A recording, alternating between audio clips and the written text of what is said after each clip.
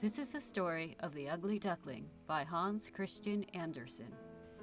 Once upon a time, in the tall grasses of a green canal, a mother duck sat patiently hatching her eggs.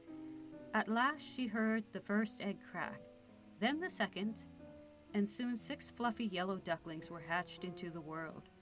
Only one large egg was left unhatched in the nest.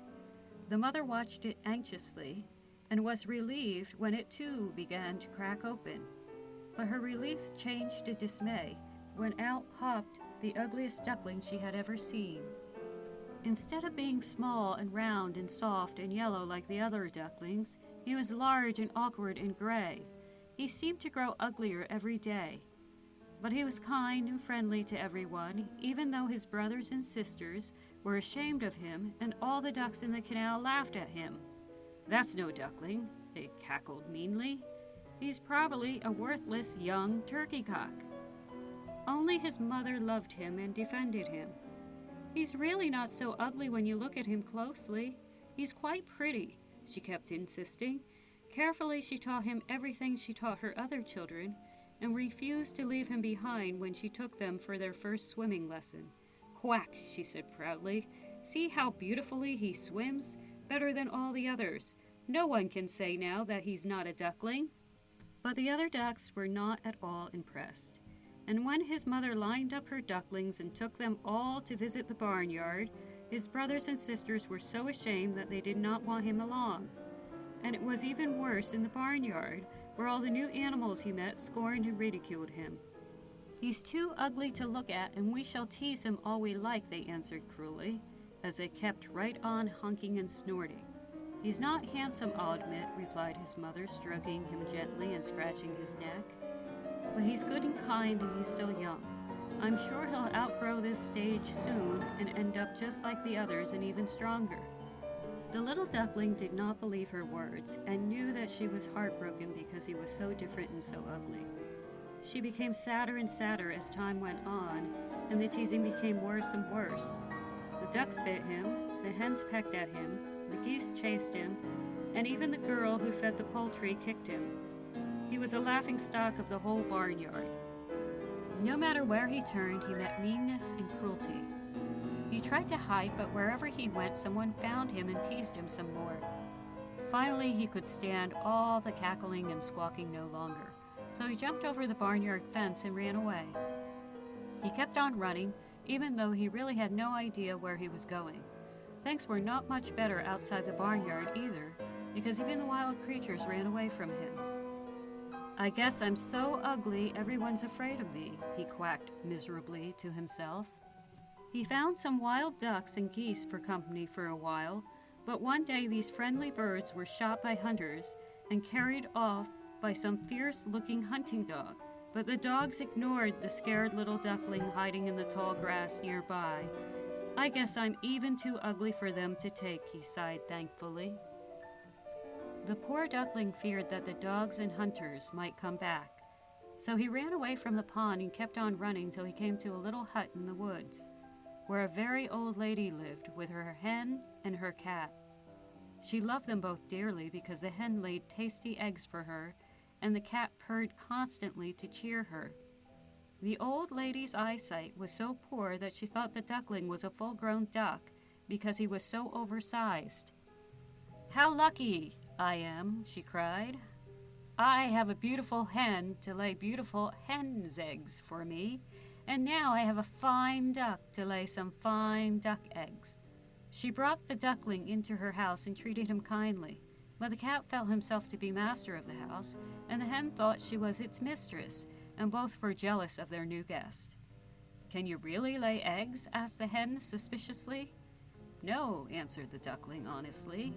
"Then of what earthly use are you to anyone?" snapped the hen, who proudly laid her daily egg just to show off.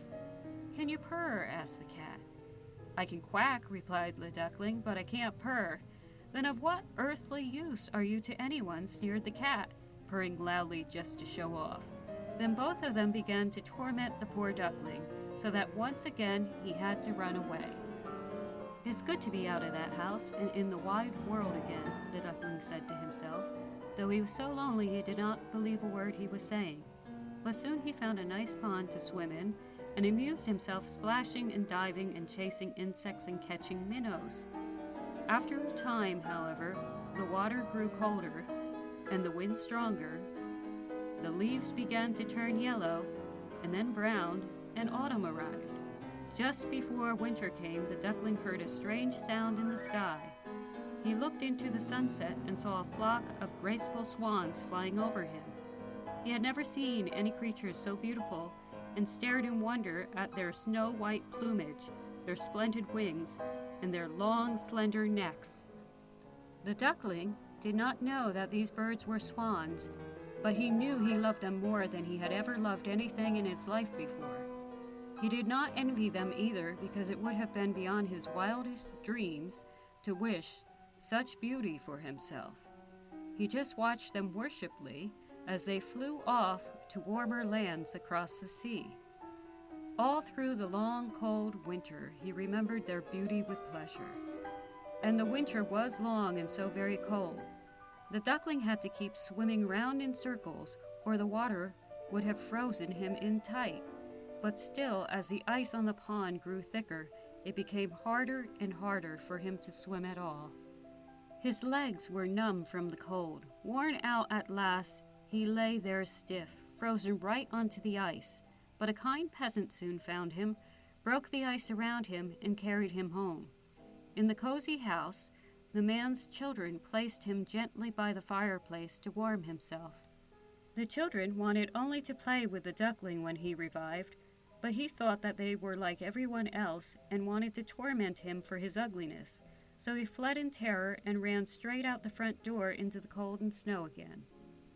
Somehow the duckling managed to live through the rest of the hard winter, and when spring came he felt bigger and stronger.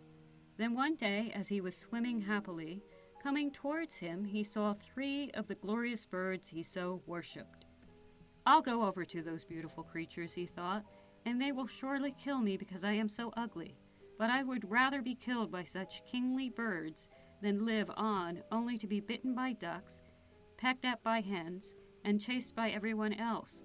So bowing his head humbly, he swam towards the graceful swans. As he drew closer, bowing his head even lower, he saw his reflection in the water and gasped. He was no longer an ugly duckling, but a stately swan with snow-white plumage, splendid wings, and a long, slender neck. The other swans glided towards him, not to kill him, but to greet him and stroke his neck. Children ran to the water's edge. "Look," they cried, "there's a new swan." "Yes," said their parents, "and the new one is the most beautiful of all."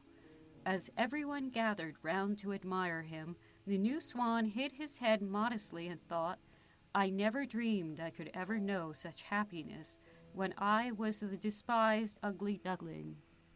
The end.